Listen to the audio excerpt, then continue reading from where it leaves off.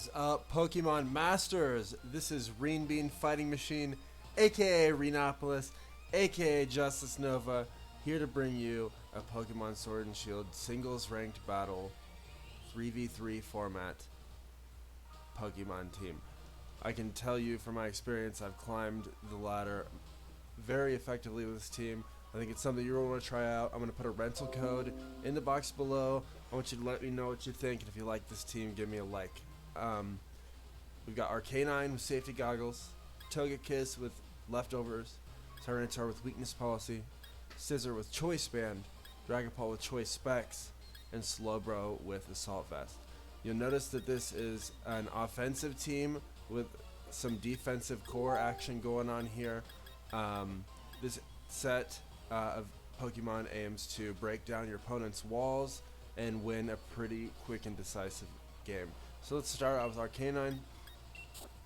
Arcanine is a great switch into grass types, obviously, and safety goggles makes that even better.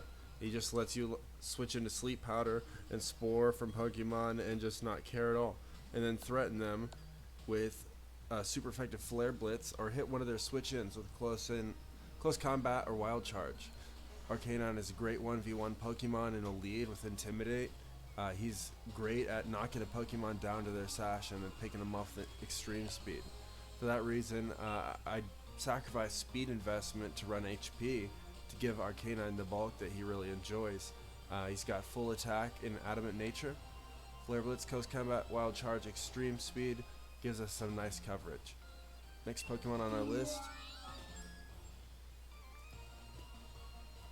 is Togetic. I always say that, what's wrong with me? It's Togekiss. We've got Air Slash, Dazzling Gleam, Flamethrower, and Thunder Wave.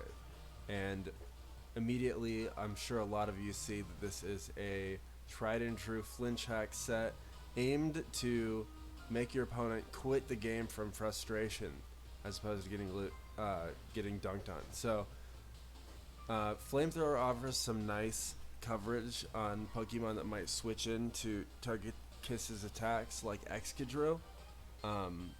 Dazzling Gleam and Air Slash provide a lot of damage and stab super effective attacks versus the fighting types that'll threaten Tyranitar, our next Pokemon. Tyranitar, Togekiss here is a modest nature with max HP and special attack investment and Serene Grace. Leftovers, like I said, to get lots of recovery while we're flinch hacking our opponents into oblivion. I really enjoy Togekiss. He switches in really well to fighting type attacks, ground type attacks, grass type attacks. We like this guy. He's cool. Even dark type attacks that threaten Dragapult and Slowbro. The next Pokemon is Tyranitar. Anybody who knows me knows Tyranitar is my favorite Pokemon. I've been using him in ranked battles for years and years and years, over a decade. I love this Pokemon. He's busted in singles, he's busted in doubles. I recommend you try him out if you haven't already. Stone Edge, Crunch, Earthquake, and Taunt. We've got max HP and attack investment with an Adamant Nature, and he's running weakness policy. I'm sure you guys have seen a similar set before. Tyranitar is our typical Dynamax on this team. He's just so bulky in Dynamax. There's so few things that can 1 or even 2-hit KO him. And with weakness policy, he just becomes a massive threat that can win games all by himself. Stone Edge, Crunch, and Earthquake are pretty self-explanatory. They offer some coverage that our team needs. Stab, Stone Edge, and Crunch are nothing to be scoffed at, even outside of Dynamax. Taunt is here to stop enemies from setting up on us with Stealth Rocks and Spikes and Toxic Spikes. It prevents enemies from using Belly Drum on things like Snorlax.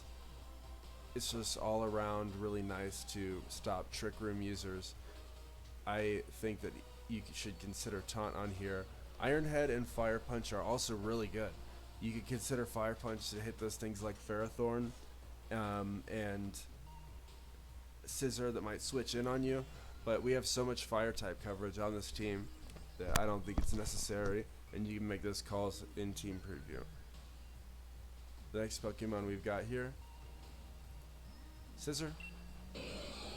We've got a powerful choice band set here on Scizor, an adamant nature with max HP and attack to smack the shit out of our opponents. Technician boosts the power of any attack that's below 60 base power.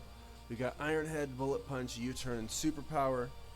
This Pokemon comes in and revenge kills most Pokemon that are left at low health.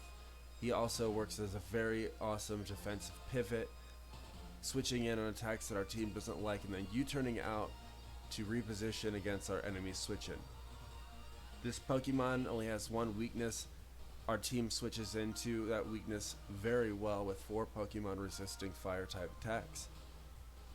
I will recommend that you are extra careful in watching your opponent's team in team preview when choosing Scizor, and recognize that if they have a Magnezone or a Ferrothorn, Magnezone especially, that if they switch that in and you're locked into Iron Head or Bullet Punch, you're gonna have a bad time. So keep that in mind when you're looking at your opponent's team, and always use U-turn if you suppose that they have Magnezone lying in the back. Superpower is also great, obviously, for smacking the hell out of this Pokemon that dare to switch into our red Power Ranger boy. The next Pokemon on our list is Dragapult. A lot of people's favorite Pokemon in Sword and Shield. This is a pretty standard special set with choice specs. We've got some amazing coverage here with the timid nature, max special attack and speed, and infiltrator. We've got Draco Meteor, Shadow Ball, Flamethrower, and Thunderbolt offering us 3 types of attacks that we otherwise don't have on the team. I take that back. We've got lightning coverage in Arcanine, but oftentimes Pokemon like Gyarados aren't something that Arcanine wants to be in on. Dragapult 1v1's a ton of the metagame. He revenge kills and picks off low health targets like it's no one's business. This guy is insane, and his speed tier of 142. You guys should check him out. This set in particular has been pretty nice. You can run a U-turn set if you'd like. I've run physical sets of Dragapult to great success as well, with U-turn and Dragon Darts and Phantom Force, often aiming to max. It's a great set, but on this team, the special type coverage is really nice. The last Pokemon on our team is Slowbro, another Pokemon I'm really happy to be able to use again now that it's available in the DLC. We've got a very bulky Assault Vest set with 252 HP, 252 defense, and 4 special defense HP, special defense investment in EVs.